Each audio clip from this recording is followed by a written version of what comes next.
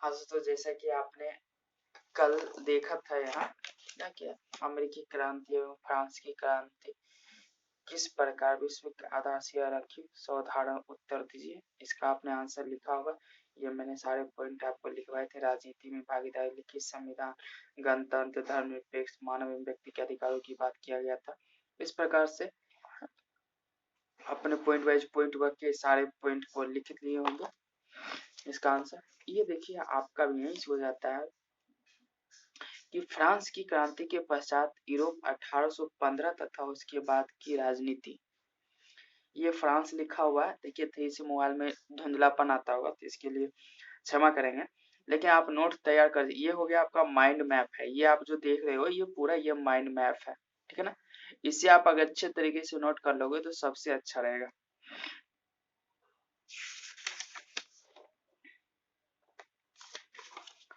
तो चले यहाँ से मैंने आपको ये बतला दिया था, नहीं इसे मैंने नोट नहीं करवाया था ना।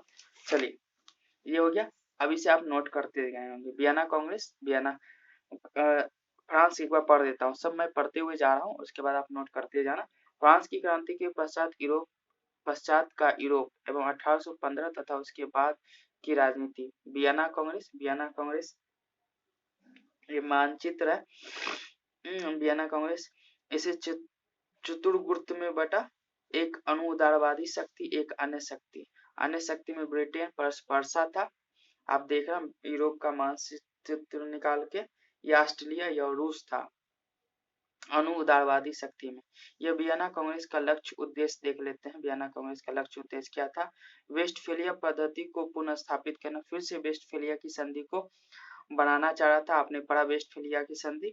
बदलाव एवं परिवर्तन को रोकना, शक्ति संतुलन वर्ग बनाए रखना, शक्ति संतुलन वर्ग बनाए रखना, परिवर्तन की शक्तियों के द्वारा चुनौती, वैचारिक कारक, उदारवाद एवं राष्ट्रवाद, भौतिक कारक, औद्योगिक क्रांति। आपने लिखा होगा। इसे 19वीं सदी की क्रांतियां, 1820 के दशक, 1830 की क्रांतियां, 1848 की क्रांतियां, क्रीमिया का युद्ध। अब देखिए उदारवाद की दिशा में परिवर्तन, इसे आप यूरोपीय के कुछ देशों में नए संविधान का स्थापित होना, यूरोप के कुछ देशों में नए संविधान का स्थापित, राष्ट्रवाद की दिशा में प्रगति। इसको फिर एरो लगाकर मैंने लिखा इटली एवं जर्मनी, ठीक, प्लेटो का सिद्धांत था। इसे जब मैं पेज पलट रहा हूं तो यहाँ से आप देख रहे होंगे इटली एवं जर्मनी। इसे आप, मैंने बोला था यहाँ से मैं आपको स्टार्ट करूंगा इटली एवं जर्मनी, तो उसे मैंने थोड़ी सी आपको बैकग्राउंड दिखा दिया, आपने नोट किया होगा। तो यही से हो जाता है इटली एवं जर्मनी। 19वीं सदी के यूरोप में उदारवाद की तुलना में राष्ट्रवाद अधिक प्रभावी। राष्ट्रवाद का यूरोप पर भिन्न प्रभाव, राष्ट्रवाद का यूरोप पर भिन्न प्रभाव, ये भिन्न लिखा हुआ है। यार हिंदी अगर आप लिखते आते होगे तो आपको समझ में आता होगा, कि अंदाजा भी तो लगा ही सकते हो ना कि क्या लिखा हुआ है। इसे 3 भागों में बांटा गया, पश्चिमी यूरोप, इटली एवं जर्मनी, पुराने समाज। पश्चिमी यूरोप को एकीकृत राज्यों को संगठित राष्ट्र के रूप में परिवर्तित किया। इटली एवं विभाजित क्षेत्रों को आधुनिक राष्ट्र बनाना।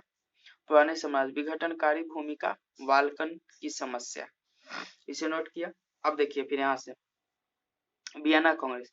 नेपोलियन के पश्चात यूरोप के केंद्र में अवस्थित ऑस्ट्रिया की राजधानी वियना में एक यूरोपीय कांग्रेस का आयोजन हुआ। इसके निम्नलिखित उद्देश्य थे।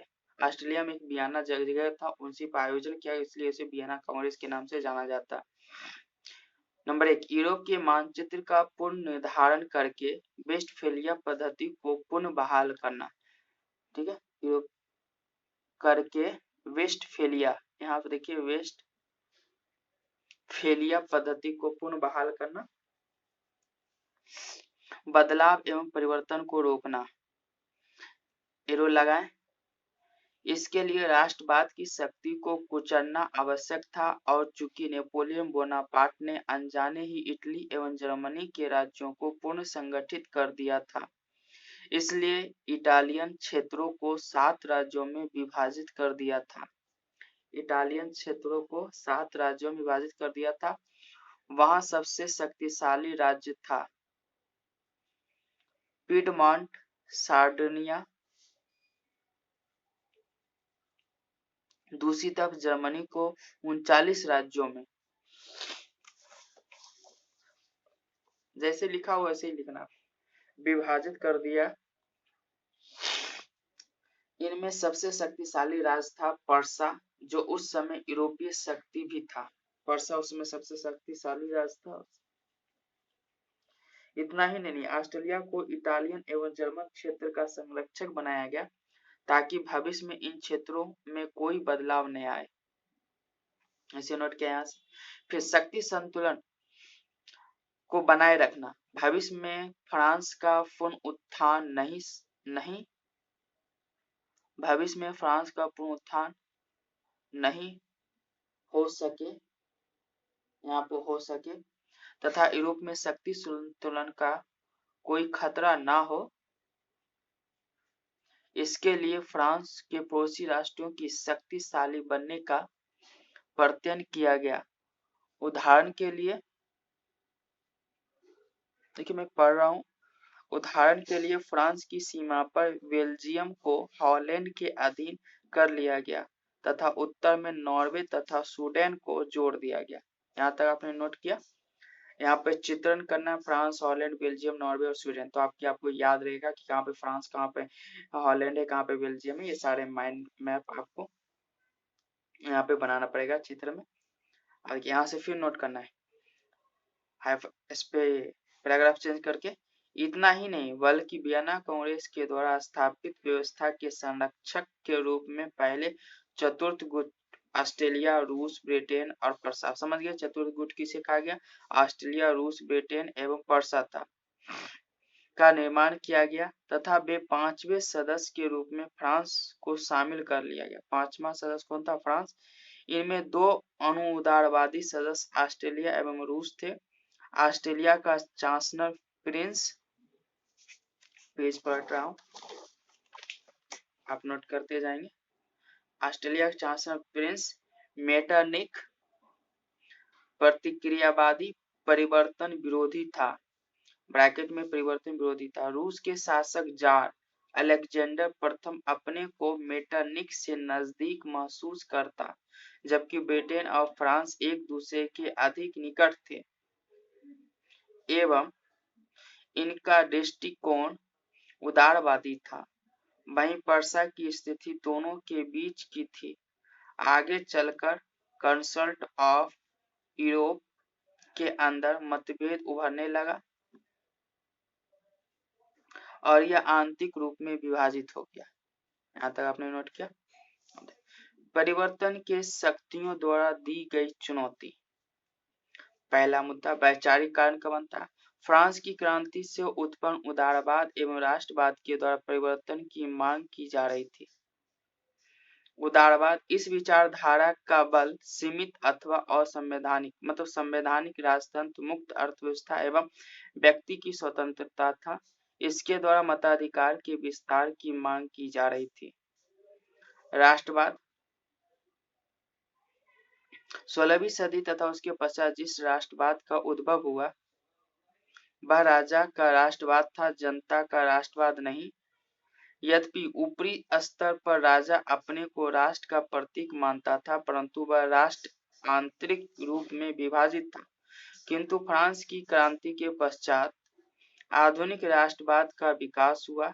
इस क्रांति के मध्य सभी प्रकारों की विशेषाधिकारों की समाप्ति हुई और राजा को प्रजा सरकार के नागरिक के रूप में परिवर्तित, और राजा की यहाँ पे की है, राजा की प्रजा सरकार के नागरिक के रूप में परिवर्तित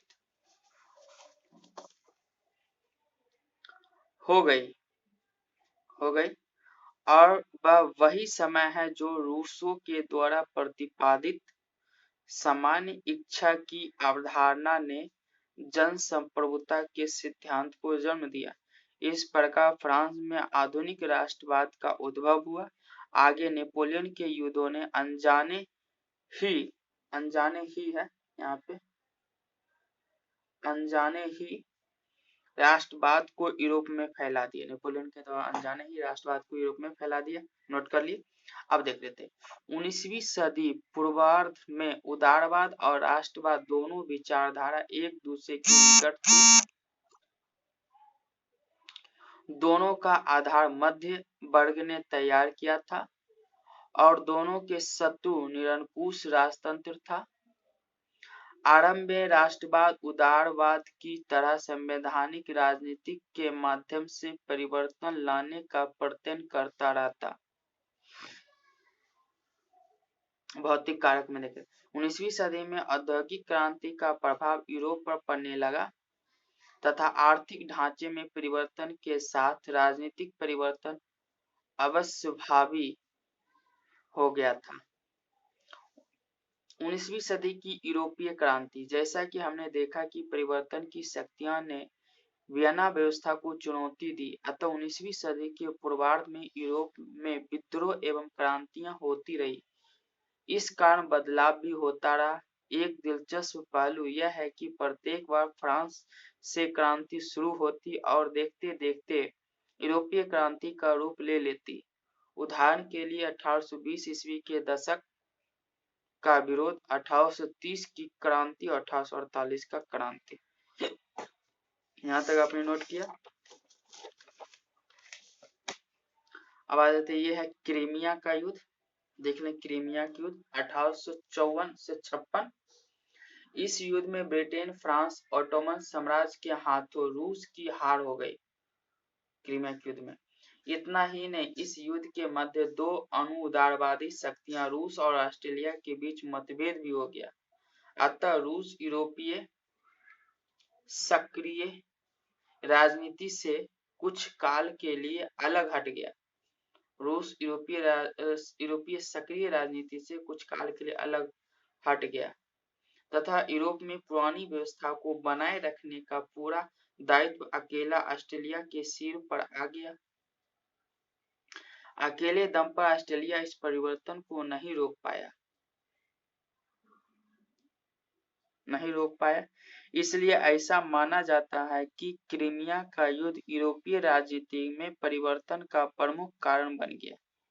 देख लिया अब क्रीमिया की युद्ध। अब देख रहे राजतंत्र के नेतृत्व में इटली एवं जर्मनी का एकीकरण। राजतंत्र के नेतृत्व में, जैसा कि हम जानते हैं कि इन दोनों क्षेत्रों में पहले इटालियन गणतंत्रवादियों एवं जर्मन उदारवादियों ने एकीकरण की दिशा में प्रयास किया था तथा जनता की शक्तियों के माध्यम से अपना लक्ष्य प्राप्त करने की कोशिश की थी, परंतु प्रत्येक अवसर पर ऑस्ट्रेलिया के निरंकुश शासक ने उसे विफल बना दिया। अतः अब इटली एवं जर्मनी के उदारवादियों ने उदारवाद का मार्ग छोड़ दिया और बदले में नेतृत्व के लिए राजतंत्र की ओर देखने लगे। फिर इटालियन राष्ट्रवाद ने पिडमोंट, सार्डिनिया का नेतृत्व स्वीकार कर लिया, तो जर्मन राष्ट्रवादियों ने पर्सा का नेतृत्व। इस प्रकार इटली एवं जर्मनी का एकीकरण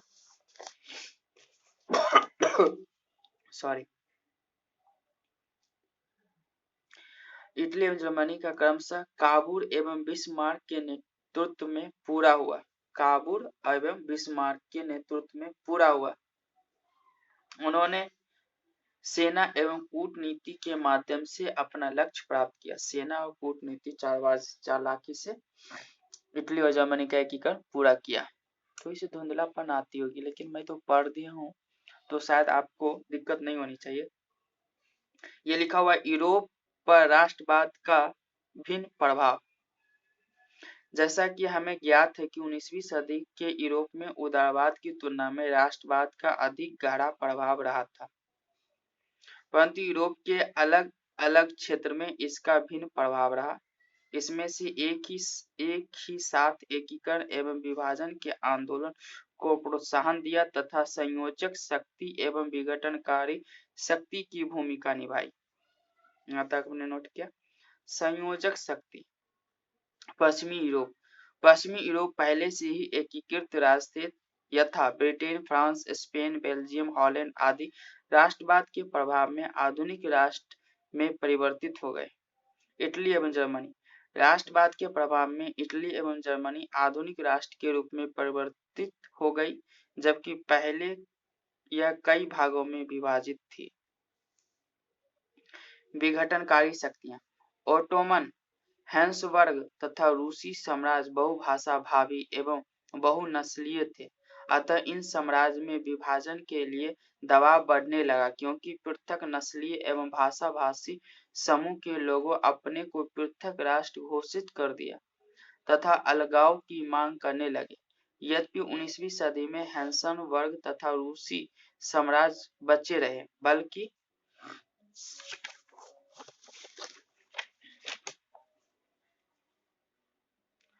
ओटोमन साम्राज्य विखंडित हो रहा था तथा उससे यूनान, Romania, Serbia, Montenegro, Bulgaria, Albania पृथक राष्ट्र के रूप में अलग हो गए। इसका कारण था यूरोपीय शक्ति का हस्तक्षेप। इसने बाल्कन समस्या को जन्म दिया और अंत में प्रथम विश्व युद्ध का तत्कालिक कारण बना। आप देख लिया, सब आपने समझ गया होगा कि कैसे कैसे लिखना। जैसे जैसे मैंने लिखा हूँ आपको पढ़ भी दिया हूँ, आप पढ़ने के दौरान आप इसे नोट लिखते गए होंगे, तो आपका एक कॉपी तैयार हो जाएगा। ये मैं वर्ल्ड हिस्ट्री की कॉपी खास करके आपको तैयार करूँ। देखिए आपको लिखना 1 2 3 4 5 6 7 8 ये 9वां पार्ट चल रही है, 9वां 10वां ये जो भी हो, आप एक से देखेंगे तो आपका नोट कॉपी तैयार हो जाएगा। ठीक है, इसमें चिंता की कोई बात नहीं है। अब देखिए एक क्वेश्चन आ जाता है, क्या आप इस कथन से सहमत हैं कि फ्रांस की क्रांति से जो अपेक्षा की गई थी उससे बहुमत कम पाया? 100 उदाहरण स्पष्ट कीजिए। देखिए इसका मैं आंसर आपको लिखवा दूंगा कि कैसे लिखने का तरीका क्या है, क्या इसका आंसर होना चाहिए ये पूरा। तो इसके लिए मैं अगर आपको कल लिखवा दूं तो कोई दिक्कत तो नहीं होनी चाहिए। तो आप यहाँ तक नोट कर लिए होंगे। देखिए मैंने यहाँ तक आपका पूरा कवर करवा दिया। फ्रांस की क्रांति हो गई। अभी तो बहुत से चैप्टर बाकी हैं, अच्छे से चैप्टर जहाँ से सवाल आ रहे हैं इससे तो याद ही हो गया होगा आपको। मैंने पढ़ के समझाया, अभी नहीं समझा रहा हूँ क्योंकि मेरी थोड़ी सी तबीयत खराब चल रही है, तो करने में नहीं बन रहा था। बाकी आप मैनेज तो करिए हो, मैं खास करके आपको नोट कराने के लिए, देखो धुंधलापन है लेकिन पढ़ने वाले के लिए नोट कॉपी नोट बनाने के लिए तो काफी है। क्यों पैसा खर्च के नोट मंगा ले, अच्छा सीधा घर बैठे हुए नोट तैयार कर रहा हूँ, पॉज करो वीडियो को, हो गया नोट लिख रहा हूँ फटाफट, फिर पॉज किया नोट किया फटाफट, नोट कर रहा हूँ, कॉपी वर्ल्ड क्लास की नोट हो जाएगी बुक। मैं आपको सारे टॉपिक बाय टॉपिक आपको बता रहा हूँ, थंबनेल के हिसाब से मैं तो आपको नोट कर रहा हूँ। क्वेश्चन आंसर लिखना, आपको क्वेश्चन आंसर लिखना, जिस भाइयों को क्वेश्चन आंसर लिख के हमें भेजना, हम भेज दो, हम डिस्ट्री में चेक करवा के आपको फिर से आंसर मिल जाएगा कि यहाँ पे क्या गलती है। तब तक दोस्तों मेरे देखो भाई मेरे चैनल को लाइक सब्सक्राइब और शेयर करना मत भूलना, ठीक है। ये तीनों चीज करना है, आपका साथ हमारा साथ मिलता रहेगा, ठीक है। ओके।